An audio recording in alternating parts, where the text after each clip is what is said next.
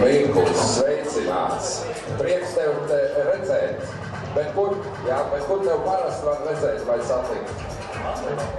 Arī akvaparkā.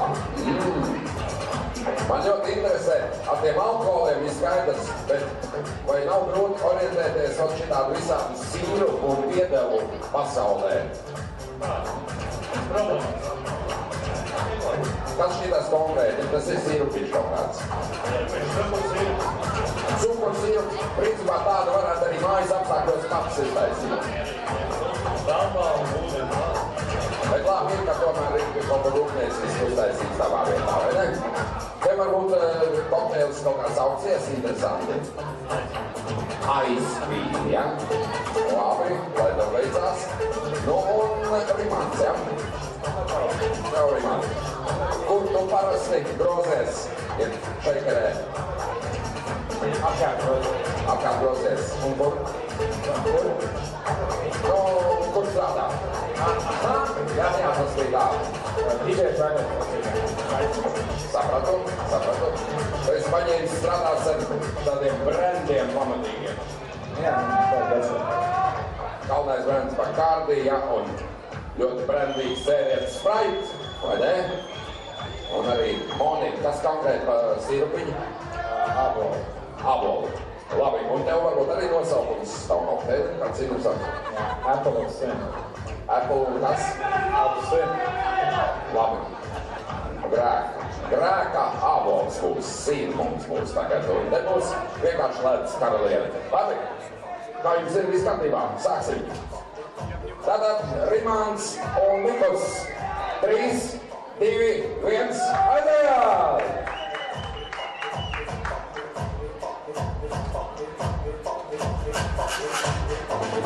Izmantojot iespējas pagrozīšos pie trešās pozīcijas. Žēl, ka man neiedeva kaut ko sajaukt, es labprāt to izdarītu. Ko? Varēja aizpildīt to rūmu žūrijā. Mierīgi.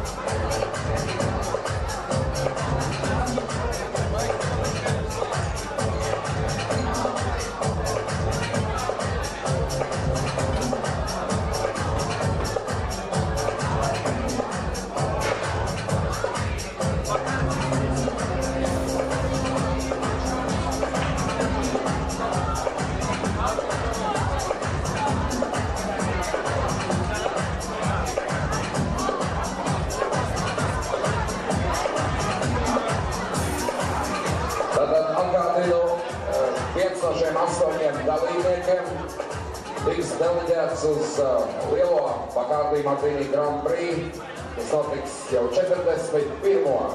reizi. Jā, 41. reizi. Iedomājieties, kāds konkurss ar milzu tradīcijām. Nu, un šogad darbības vieta Turīna. Un Turīna vispār mums pēdējā laikā ārkārtīgi modē. Gan olimpiāde, gan arī, es domāju, šo var droši nosaukt par Pārmeļu olimpiādu, tā arī notiks Turīnā.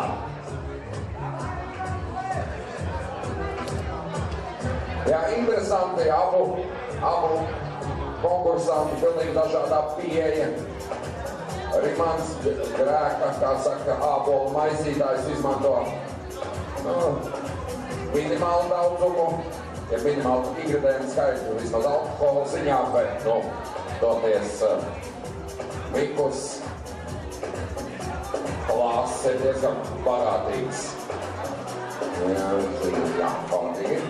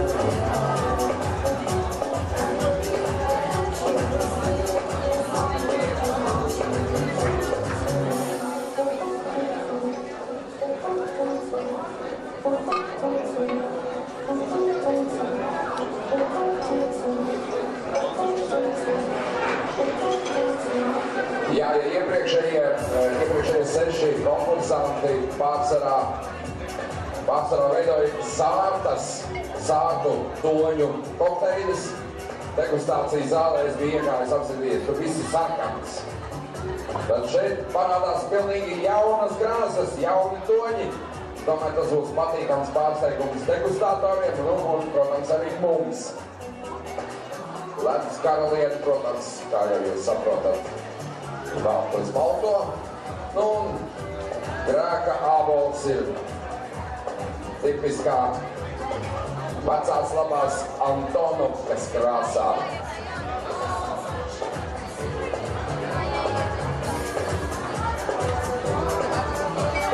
Jūs jau zināt, slavenais grēka ābols, daudzās smalkās grāmatās aprakstītais bija Antonovka.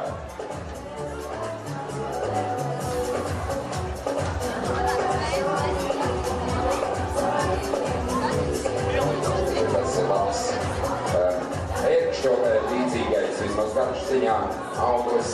Tas tāds diezgan piedauzīgs viņam bija nosaukums. Jā, kaut kāds zālis.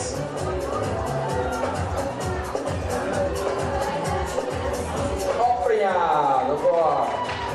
Rīkos ir paveicis kalītos neiespējamo. Ir iekļāvies arī laikā droši vien.